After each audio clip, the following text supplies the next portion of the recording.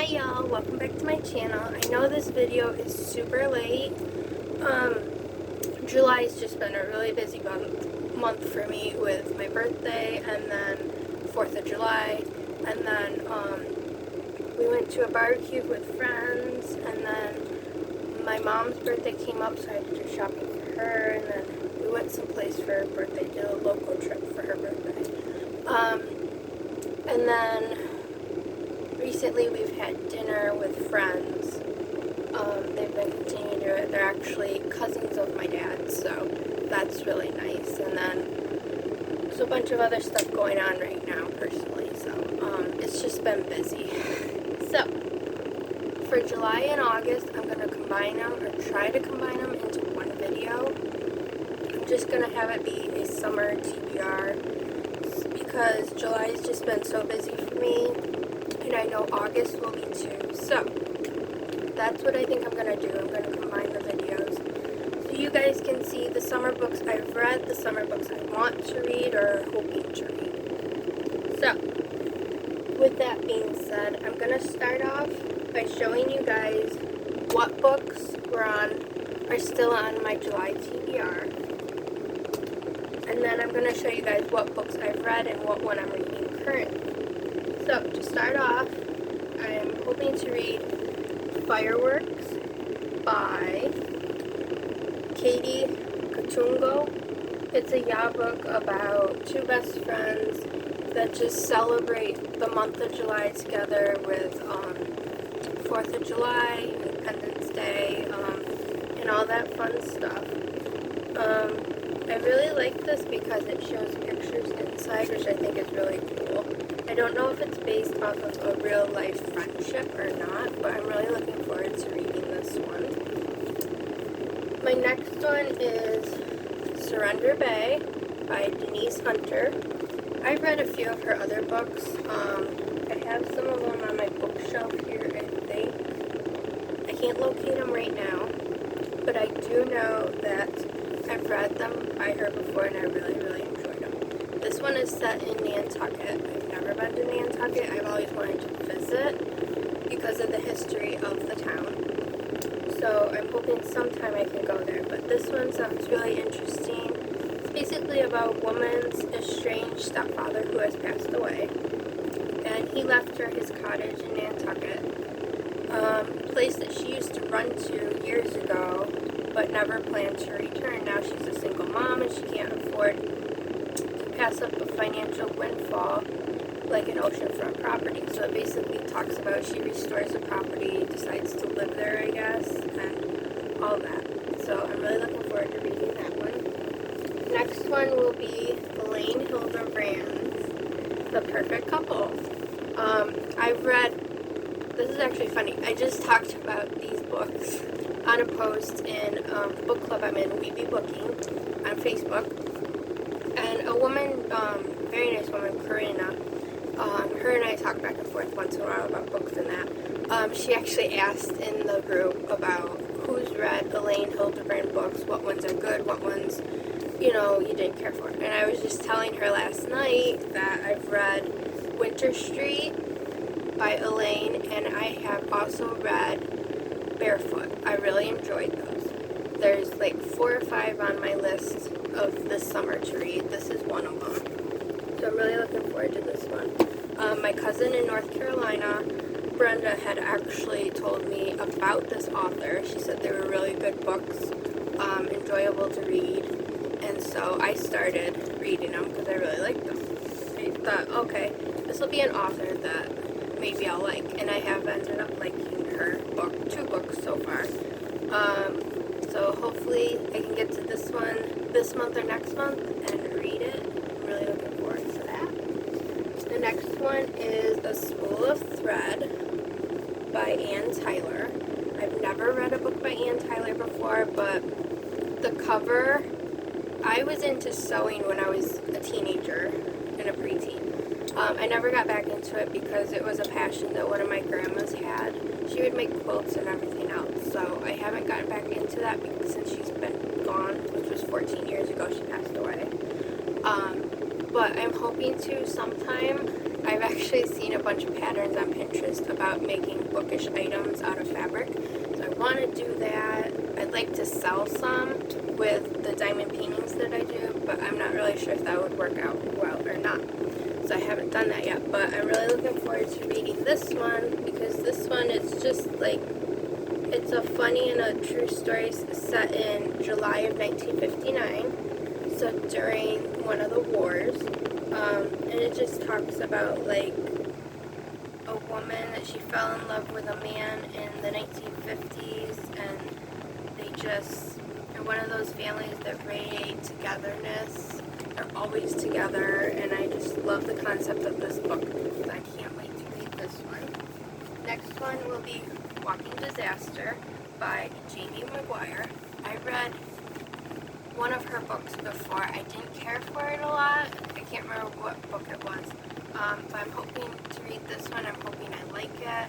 If not, then I'll be donating it to the used bookstore in Fredonia or to my library's brand new little free library that they just put up today. This morning they had a thing on Facebook about it at 11 o'clock. So I'm hoping some of these books that I want to get rid of that I don't want, if I can't sell them, then I'm hoping to drop them off at a little free library and in return get one or two books from there. But that's what I'm hoping to do if I don't like this one. This one is basically about a man that he's learned two things from his mother being gone. You have to love hard and you have to fight hard. So it's basically about Travis's life. It's full of women, underground gambling, and violence. So I don't know if I'll totally like this one, but I'll read it, I'll give it a shot. And if I don't, then I just don't. Next one is Sometimes You Have to Lie by Leslie Brody. This is about the life and times of Louise Fitzhugh, the author of Harriet the Spy. I watched Harriet the Spy, the movie, with my best friend when we were growing up in the 90s, and we really liked it. I haven't read the book yet. I want to, but I wanted to get some background on the author first before I dive into any of the books she's written. So I'm looking forward to that. Next one is Sunset in Central Park by Sarah Morgan. I've never read a Sarah Morgan book before, so I'm hoping this will be a good one. Basically, it's about a garden designer and all that living in New York City. And so, next ones will be by Sheila Roberts, Sunset on Moonlight Beach and The Summer Retreat. I'm really looking forward to reading these. I've read a few of Sheila's books before, and I really like them, but I haven't read in the Moonlight Harbor series, so I'm looking forward to reading these. My next ones will be The Change by Kristen Miller. I won this through Goodreads a few months ago, and then about a month or so ago, they sent me the hardback copy of this book. So if I like it, and if I don't want to keep the ARC, which is this one, then I'll keep the hardcover and I'll give the ARC to somebody. I have some friends that like young adult books, so I might give one of give this to them. But yeah, this one's set in Long Island on an oceanfront community. It just talks about a woman whose husband just died and her twin daughters leave for college, so she basically tries to learn how to live without her husband and how to live with her daughters away at college and all that. And I think that's why it's called The Change.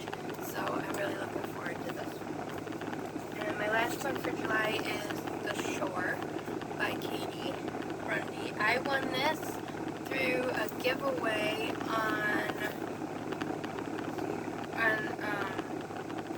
Scribner's or Simon & Schuster's website. They had a giveaway. You just fill out a form, and then they pick someone to win. I actually got 2 copies of this book. So if I like this, I'll keep one, and then I'll give one to somebody else if they would like it.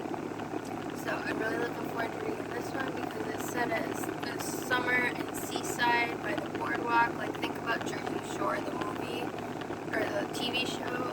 This is basically what it sounds like, but not as adult-ish, as more like a teen. So I'm really looking forward to reading this one. Alright, those are all the books that I planned to read in July. As you can see, I have not gotten to them yet. I've also been doing Bookopoly with my online book club, BB Booking. I'm on book 8 right now that I'm reading. I'll show you guys what it is in a minute. But basically, I have a digital board that I filled out, and I had to submit stuff to be approved to play Bookopoly for this month. And then you have to film a live video in the group event of your first roll, and then you have to pick whatever genre or propaganda, and you have to pick a book that fits that. Basically, I've read historical fiction lately. I have a thing about historical fiction, I think, because like from February to now, it's just been, I basically read historical fiction. I'm trying to get out of that, but it's kind of hard. But I enjoy the genre too, but too much of it I do get tired of.